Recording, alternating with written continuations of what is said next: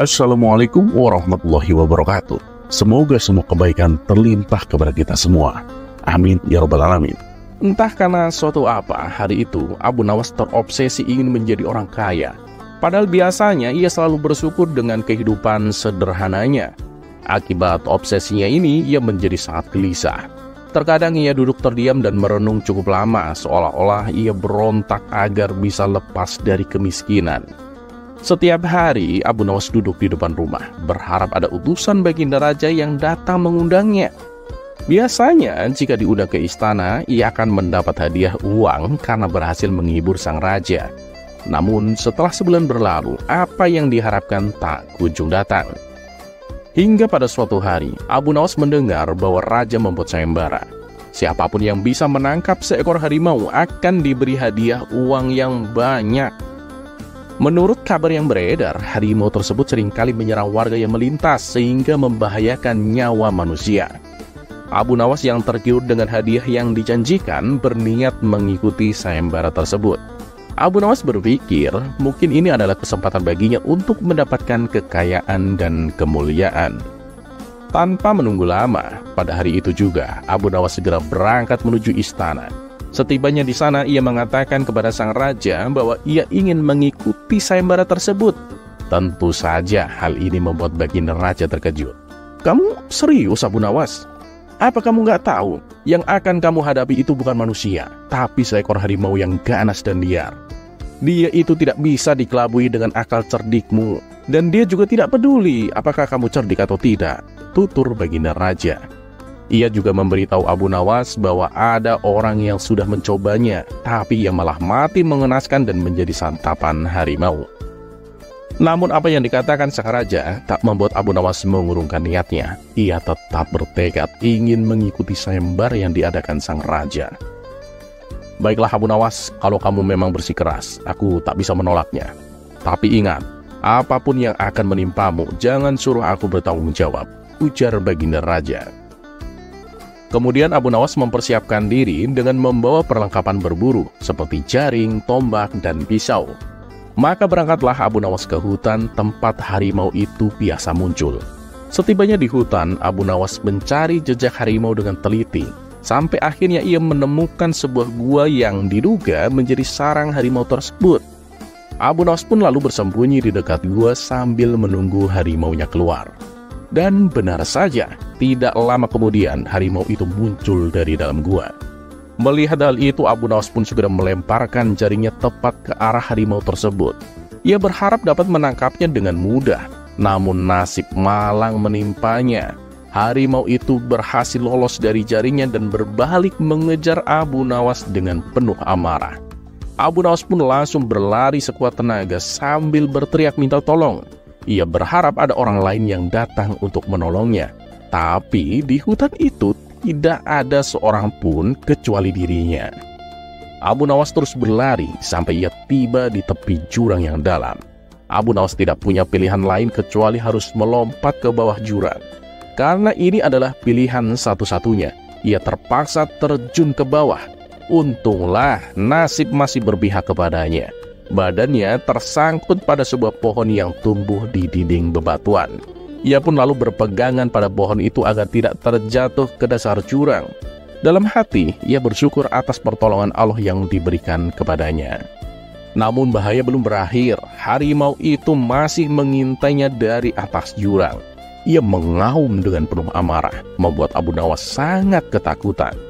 Apalagi ketika melihat harimau itu berusaha turun ke arahnya.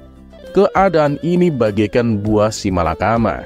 Jika ia naik ke atas jurang, ia akan diterkam harimau. Jika ia turun ke bawah, itu tidak mungkin karena jurangnya terlalu dalam dan curam. Bisa-bisa ia tewas mengenaskan dengan tubuh babak belur. Sedangkan jika ia berdiam diri, ia takut harimau tersebut bisa melompat ke bawah dan memangsanya. Abu Nawas pun hanya bisa pasrah sambil memejamkan matanya. Di saat itulah ia merenungi atas kejadian yang menimpanya. Ya Allah, engkau memberiku ujian yang sangat berat dengan mengirimkan harimau itu kepadaku. Tapi engkau juga menyelamatkanku dari jurang yang dalam ini. Engkau memberiku pelajaran yang sangat berharga, bahwa dunia ini hanya tipu daya dan kesia-siaan. Engkau telah mengingatkanku bahwa hadiah besar dari sang raja tidak ada artinya bila harus kehilangan nyawaku. Engkau telah menunjukkan kepadaku bahwa yang terpenting adalah bersyukur dengan apapun yang aku miliki.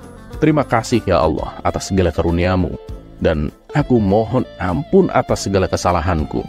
Aku mohon petunjuk dan pertolongan-Mu agar aku bisa keluar dari kesulitan ini. Dengan rahmat-Mu, aku mohon perlindungan-Mu ya Allah, agar selamat dari mara bahaya ini. Setelah berdoa demikian, ia pun membuka mata dengan penuh kepasrahan. Sementara harimau yang sedari tadi mencoba melompat ke arahnya tiba-tiba terpeleset dan jatuh ke dasar jurang.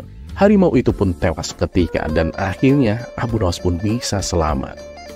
Keberhasilan Abu Nawas ini disanjung oleh sang raja dan para warga. Mereka memuji keberaniannya. Dan sesuai dengan perjanjian, Baginda Raja memberinya hadiah uang dengan jumlah yang sangat banyak. Dengan hadiah yang didapatkan, Abu Nawas kini menjadi orang kaya, yang merupakan tujuan semula Abu Nawas. Namun itu sudah bukan menjadi keinginannya lagi. Hadiah yang ia dapatkan semuanya ia bagikan kepada fakir, miskin, dan anak-anak yatim. Ia lakukan itu sebagai bentuk rasa syukur atas pertolongan Allah yang membuatnya masih tetap hidup hingga saat ini.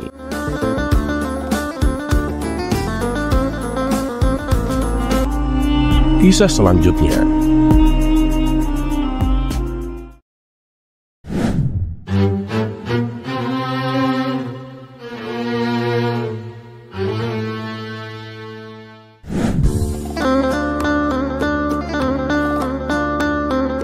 Dikisahkan, seorang kawan lama Abu Nawas bernama Hasan datang berkunjung ke rumahnya. Karena sudah lama tidak bertemu, Abu Nawas menyambutnya dengan sukacita. Ia segera mempersilahkan Hasan masuk, dan keduanya pun mulai mengobrol panjang lebar, mengenang masa lalu ketika mereka masih kanak-kanak. "Gimana kalau kita main ke sungai sembari mengenang masa lalu, Abu Nawas?" ajak Hasan. Abu Nawas pun setuju, dan mereka berangkat menuju sungai. Setibanya di sana, mereka duduk beristirahat di bebatuan yang ada di pinggir sungai. Saat keduanya sedang bercanda, tiba-tiba Abu Nawas terpeleset dan jatuh ke dalam sungai. Abu Nawas yang tidak bisa berenang berteriak minta tolong. Hasan pun dengan sigap segera membantunya keluar dari air. Melihat Abu Nawas yang basah kuyup dan gemetaran, Hasan tertawa terpingkal-pingkal. "Kamu ini payah, Abu Nawas. Padahal rumahmu dekat dengan sungai. Tapi kenapa tidak bisa berenang? Memalukan sekali kamu, Abu Nawas," ledek Hasan. Abu Nawas yang tidak terima langsung membalas ledekan Hasan. "Sekarang aku mau tanya, rumahmu dekat dengan pasar burung kan?" tanya Abu Nawas. "Ya, rumahku tidak jauh dari situ," jawab Hasan. "Terus apa kamu bisa terbang?" tanya Abu Nawas kembali. Mendengar pertanyaan itu, Hasan pun merasa heran. "Tidak, aku tidak bisa terbang. Memangnya kenapa?" kata Hasan balik bertanya. "Memalukan sekali kamu, Hasan. Rumahmu dekat dengan pasar burung, tapi kamu tidak bisa terbang," celetuk Abu Nawas. Keduanya pun tertawa bersama. Intisari dari kisah ini adalah bahwa tidak selamanya seseorang yang tinggal dekat dengan sebuah sarana akan otomatis menguasai hal-hal yang berhubungan dengan sarana tersebut.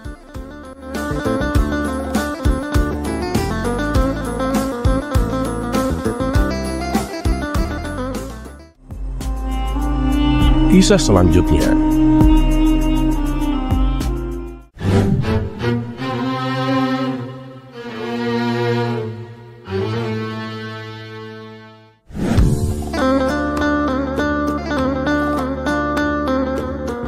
Pada suatu hari, Baginda Raja mendapat undangan pertemuan raja-raja dan para bangsawan.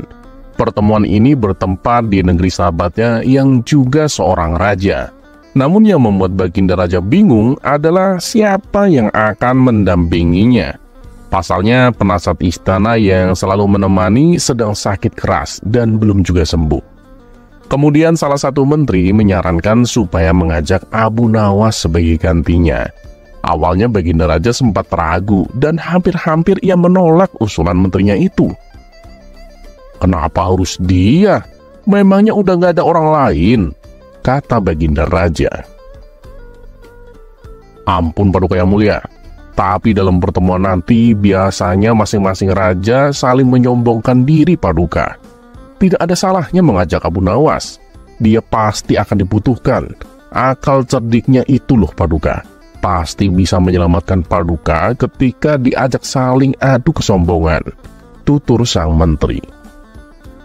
Wah, bener juga katamu. Ya sudah, kasih tahu Abu Nawas supaya besok ikut saya, kata Baginda Raja.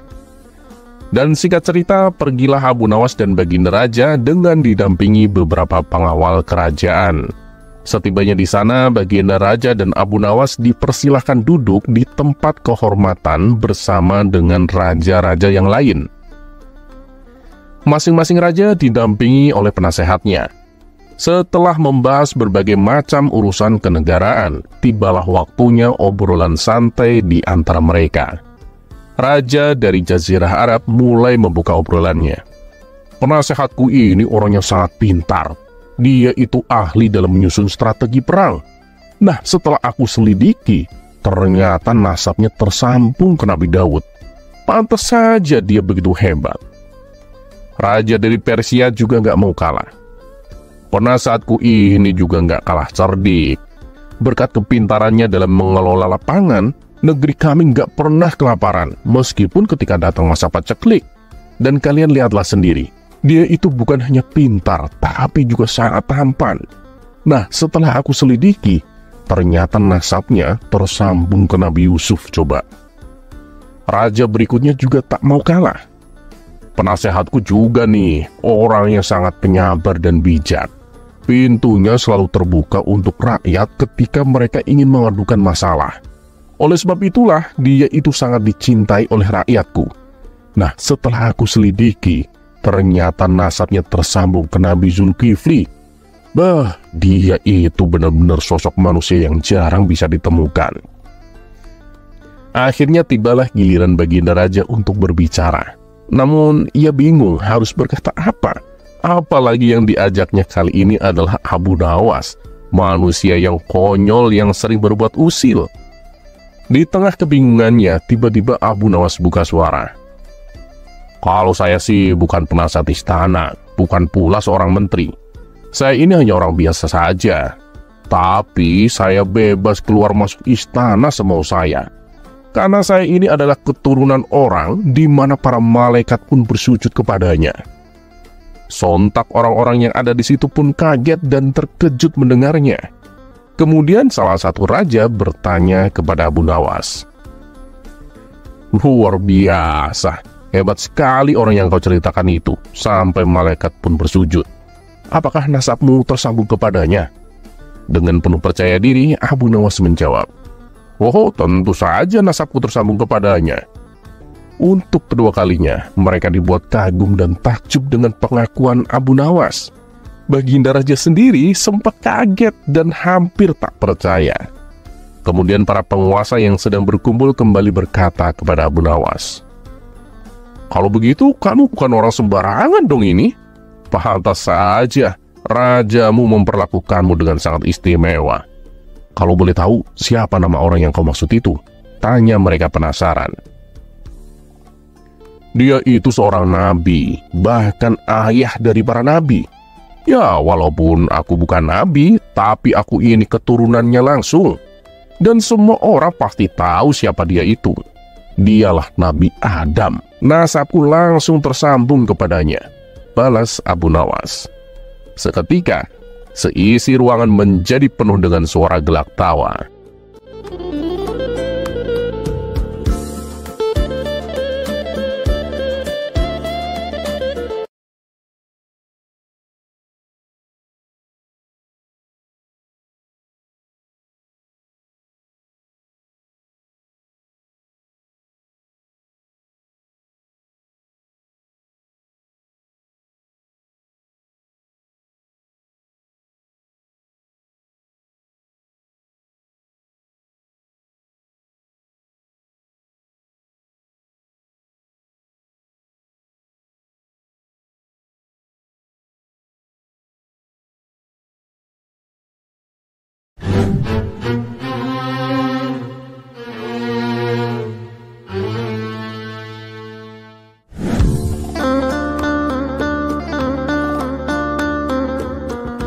Assalamualaikum warahmatullahi wabarakatuh. Semoga semua kebaikan terlimpah kepada kita semua. Amin ya rabbal alamin. Pada suatu hari, Baginda Raja memerintahkan pengawal untuk memanggil Abu Nawas supaya datang ke istana. Tidak berapa lama kemudian, datanglah Abu Nawas menghadap. "Ini ada apa, Paduka yang mulia? Kenapa Paduka tiba-tiba memanggil hamba?" tanya Abu Nawas. "Begini Abu Nawas, aku butuh bantuanmu. Sahabatku, raja dari negeri seberang, adalah raja yang sangat penakut. Aku ingin kamu menyembuhkan dia dari rasa takutnya," tutur Baginda Raja. Kemudian Abu Nawas bertanya lebih jauh perihal keadaan raja tersebut. Baginda Raja pun menjelaskan, "Ketakutannya itu sungguh tak wajar Abu Nawas. Dia takut pada segala sesuatu, termasuk bayang-bayangnya sendiri. Ia selalu membawa pengawalnya kemanapun ia pergi, bahkan ke kamar mandi sekalipun," kata Baginda Raja memberitahu. Sejenak Abu Nawas terdiam. Setelah berpikir cukup lama, akhirnya ia mendapatkan sebuah ide untuk menyembuhkan penyakit raja tersebut. "Tenang Paduka, jangan khawatir. Saya punya ramuan minuman sakti untuk menyembuhkannya," ucap Abu Nawas. Maka pada keesokan harinya, Abu Nawas diajak Baginda Raja pergi ke negeri sahabatnya. Singkat cerita, sampailah mereka di negeri sahabat Baginda Raja. Abu Nawas lalu diajak masuk ke istana dan menghadap raja negeri tersebut. "Wahai Tuan Raja, saya punya obat ajaib yang dapat membuat Anda kebal terhadap segala ketakutan," kata Abu Nawas.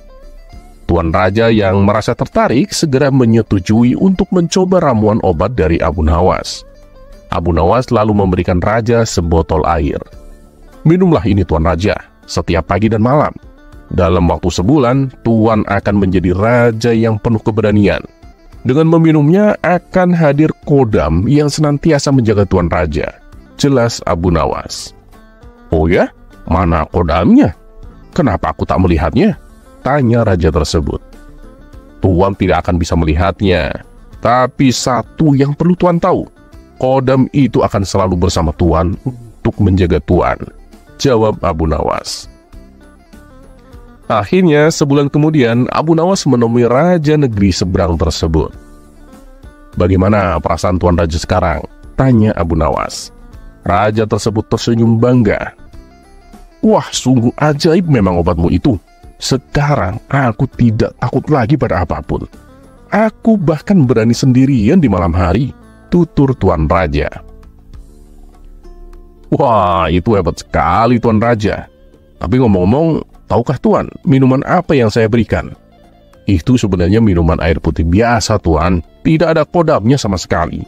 Dan sebenarnya keberanian yang ada pada Tuan Raja itu datang dari dalam hati Tuan sendiri dan dari kepercayaan diri Tuan," tutur Abu Nawas. Mendengar hal itu, Tuan Raja baru menyadari bahwa keberanian sejati tidak dapat dibeli ataupun diminum. Ia mulai belajar untuk mengatasi ketakutannya tanpa bantuan ramuan ajaib.